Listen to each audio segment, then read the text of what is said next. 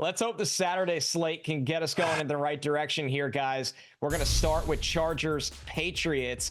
The Chargers are favored by 4 points at New England, who gave the Bills everything they had last week. The over-under is only 42.5 in this game. Classic outdoor Northeast point total here. And Pat, we'll start with you on this. The Chargers backfield this week. Gus Edwards ruled out. J.K. Dobbins is questionable, but Jim Harbaugh did say he's had a good week of practice. We showed Kamani Vidal as a potential add. How are you handling this Chargers backfield right now? I'm handling it and that I'm tie-breaking against J.K. Dobbins. By the way, Matthew's right. You don't want to make desperate decisions.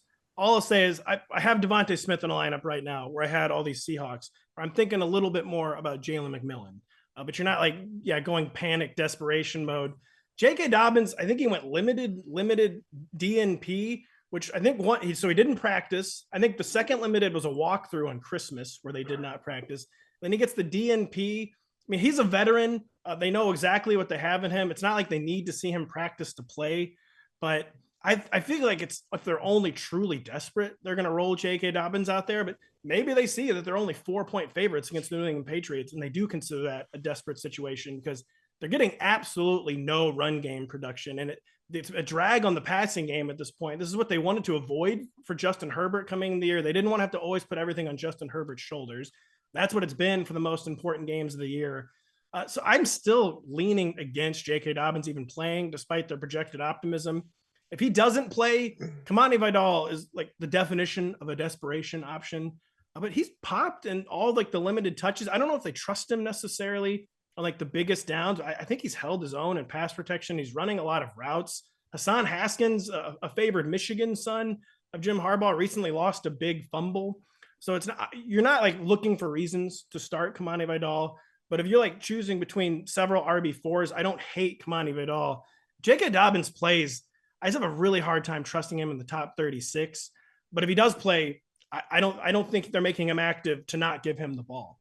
So probably in the top 36. But that's just a classic situation where, if I have other options, I'm tie breaking against this really chaotic Chargers backfield.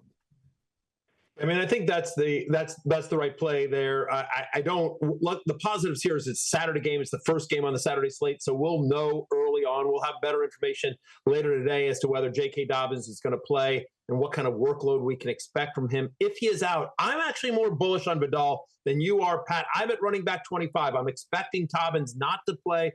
So with Gus Edwards already ruled out, Kamani Vidal, I think, leads this backfield. He's actually led the Chargers backfield in snaps over the past 3 weeks, and it's a nice matchup on the road at New England, right? Patriots over the last 4 weeks, they allow the 4th most fantasy points to opposing running backs. They're giving up 128 rushing yards per game. They're giving up 5.3 yards per carry to running back in that stretch as well. And so Kamani Vidal, I mean, again, they're on the road, cold winter game in New England. I think they just want to get in there, grind out a win and get home. And so I do think Vidal, you mentioned Haskins in the fumble. They do like him around the goal line a little bit, but I think Kamani Vidal gets 15 touches in this game in a good matchup. And so, like I said, I think he's a viable flex play this week if J.K. Dobbins does not go. All right, guys, our next game is Broncos at Bengals. Obviously, huge AFC playoff ramifications in this one, but plenty of fantasy ones, too. The Bengals are favored at home by 3.5 points. The over-under, pretty high, 49.5 in this one. Matthew, a lot of news around the running backs in this game, notably on the Denver side of the ball. Jaleel McLaughlin, who's been dealing with a quad injury, he is now off the injury report and ready to go for Saturday. In the first half, we got to see some Audric Estime. Obviously, Javonte Williams is there. Tyler Beatty could be back after injuries. I mean, there is so much going on with this Denver backfield. Can you dare start anybody in this group under Sean Payton? I mean, can you dare? Sure. I'm always up for a good dare, Connor, and we've never played Truth or Dare, you or I, but I'm down for it. Let's get weird.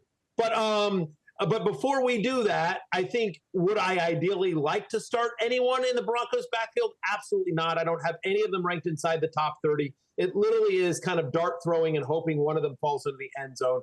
Peyton has played so many musical chairs with that running back. It doesn't seem to be any rhyme or reason. Just feels like a very hot hand approach. And as you mentioned, there's even a chance Tyler Beatty could be active for this game. I don't know if he'll be activated, but either way, McLaughlin, Estime, and Javonte Williams will all touch the ball. a decent amount. I get the matchup with the Bengals, that the defense isn't, but this is the season for the Bengals. I think they actually show up here as well. I think this is a Bo Nix versus Joe Burrow game. And so in an ideal world, the only running back in this game I'm touching is Chase Brown.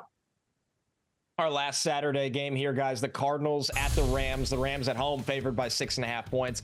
Another high point total. This one's at 48 right now. It's been a tough go for Cooper Kupp recently here, RotoPat.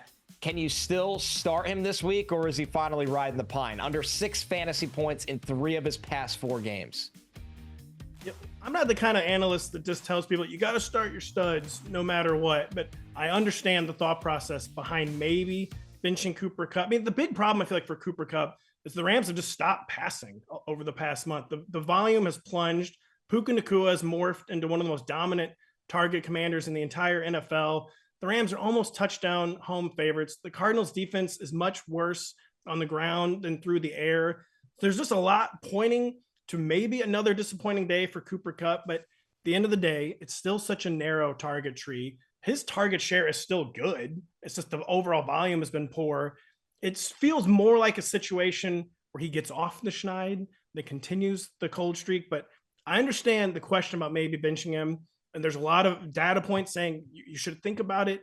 But Cooper Kupp, it's just still too narrow of a situation. The Cardinals defense is too bad overall, that Cooper Kupp is someone where I'm just taking my medicine and starting him with everything on the line in the fantasy finals. Yeah, Matthew, listen, it's been a tough last 2 weeks for Kupp, but they played at the Niners. That game was a mess weather-wise. And then they played at the Jets. It was very cold and had some random bouts of wind. The game before those two was the absolute thriller at home for the Rams against the Bills. So maybe some optimism because of that? Prior to week 15, Connor, Cooper Kupp had a 30% target share. He was averaging 19.8 fantasy points per game in his healthy games.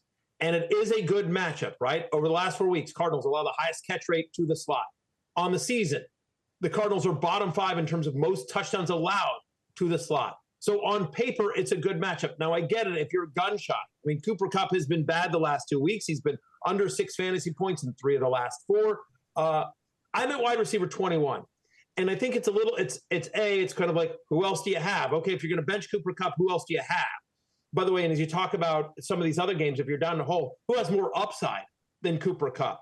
Obviously, we've seen what the bottom could drop out, but Cooper Kupp is also like, 152 yards. And 2 touchdowns. He's had those kind of games.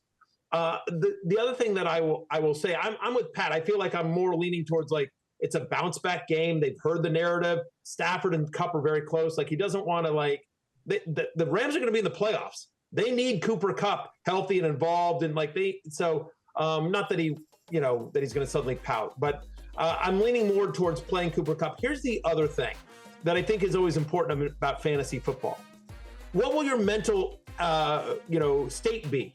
If you bench Cooper Kupp and he goes off on your bench while, some scrub that you started doesn't do anything, are you going to be like, I can't believe that? Or if you start Cooper Kupp and he doesn't do anything, then hey, what are you going to do? Like, I'm bummed about Nico Collins having that, but I don't regret the decision. Starting Nico Collins was the right move on Wednesday. It just didn't work out. I started Jackson Smith and Jigba and Zach Charbonnet in different leagues last night.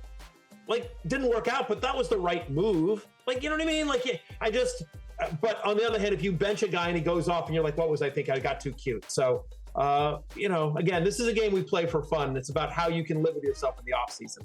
I'm starting Cooper Kupp basically and rolling the dice. Hey, it's Matthew Berry from NBCSports.com and RotoWorld.com. And I want to thank you so much for watching whatever it is you just watched.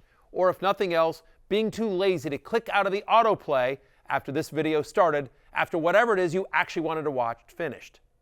But now that you're here, I'd like to take a moment here to ask you respectfully now, okay? I'm asking you respectfully to subscribe to the NFL on NBC YouTube channel.